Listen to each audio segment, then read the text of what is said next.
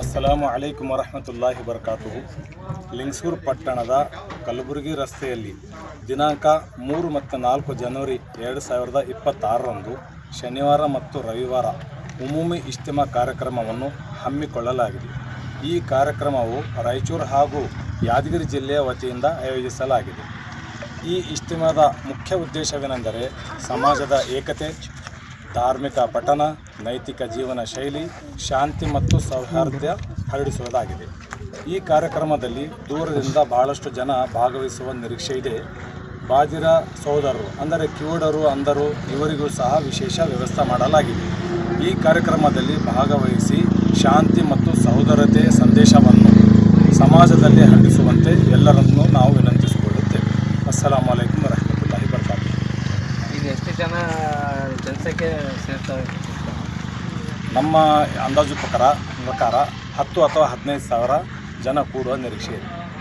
10 ಇಂದ 15 ಸಾವಿರ ಜನ ಅಂತೀರಲ್ಲ, ಅದಕ್ಕೂ ಮೇಲೆ ಬಂದರೆ ಅದಕ್ಕೆ ಊಟದ ವ್ಯವಸ್ಥೆ ಅಥವಾ ಟ್ರಾಫಿಕ್ ಅದ್ರದ್ದು ನಾವು ವ್ಯವಸ್ಥೆ ಮಾಡಿದ್ದೀವಿ. ಅಂದರೆ ಊಟದ್ದು ಒಂದಿರೋದು ಬದಲು ಅದಕ್ಕೆ ಮೂರು ಪಟ್ಟು ಮಾಡ್ಕೊಂಡಿದ್ದೀವಿ. ಹಾಗೆ ಮತ್ತು ಜಾಗ ಭಾಳಷ್ಟು ದೊಡ್ಡದನ್ನು ನಾವು ವ್ಯವಸ್ಥೆ ಮಾಡ್ಕೊಂಡಿದ್ದೀವಿ. ಎಷ್ಟಾದರೂ 25,000 ಜನ ಬಂದ್ರೂ ಸಹ ಅದರಷ್ಟು ನಾವು ಎಲ್ಲ ವ್ಯವಸ್ಥೆ ಮಾಡ್ಕೊಂಡು ಇಟ್ಕೊಂಡಿದ್ದೀವಿ. ಇಲ್ಲಿ ಏನಾದರೂ ಘಟನೆ ಅಥವಾ ಏನಾದರೂ ಆದರೆ ಅದಕ್ಕೆ ಇದು ತಲೆ ಸುತ್ತು ಬಂದಿದ್ದು ಅಥವಾ ಜ್ವರಗಳು ಬಂದಿದ್ರೆ ಅದಕ್ಕೆ ದವಾಖಾನೆ ವ್ಯವಸ್ಥೆ ಅಥವಾ ಅದಕ್ಕೆ ಡಾಕ್ಟರ್ಸ್ದು ವ್ಯವಸ್ಥೆ? ಅದಕ್ಕೆ ದವಾಖಾನೆಯೂ ಇಲ್ಲಿ ಇರ್ತದೆ. ಎಲ್ಲರೂ ಡಾಕ್ಟ್ರು ಮತ್ತು ನರ್ಸು ಮತ್ತು ನಮ್ಮ ಆರೋಗ್ಯ ಇಲಾಖೆಯಿಂದನೂ ಪರ್ಮಿಷನ್ ತೊಗೊಂಡಿದ್ದೀವಿ. ಅವ್ರನ್ನೂ ಬರ್ತಾರೆ. ಎಲ್ಲ ಎಲ್ಲರದ್ದು ವ್ಯವಸ್ಥೆ ಮಾಡಿದ್ದಾರೆ. ಊಟದ ಎಷ್ಟು ಜನಕ್ಕೆ ವ್ಯವಸ್ಥೆ ಮಾಡಿದ್ದೀವಿ ತಾವು? ಊಟ ನಾವು 25,000 ಜನ ಬಂದ್ರೂ ನಾವೆಲ್ಲ ಊಟದ ವ್ಯವಸ್ಥೆ ಮಾಡಿದ್ದೀವಿ. ಅಕಸ್ಮಾತ್ ಏನಾದರೂ ಬೆಂಕಿ ಸಂಭವ ಕಳಿಸಿದ್ರೆ ಅಗ್ನಿಶಾಮಕ ದಳದ ಕಡೆಯಿಂದ ತಾವೇನಾದರೂ ಪರ್ಮಿಷನ್ ಲೆಟರ್ ತೊಗೊಂಡಿದ್ರೆ ಅದು ಪರ್ಮಿಷನ್ ಇದೆಯಾ? ನಾವು ಪರ್ಮಿಷನ್ ತೊಗೊಂಡಿದ್ದೀವಿ.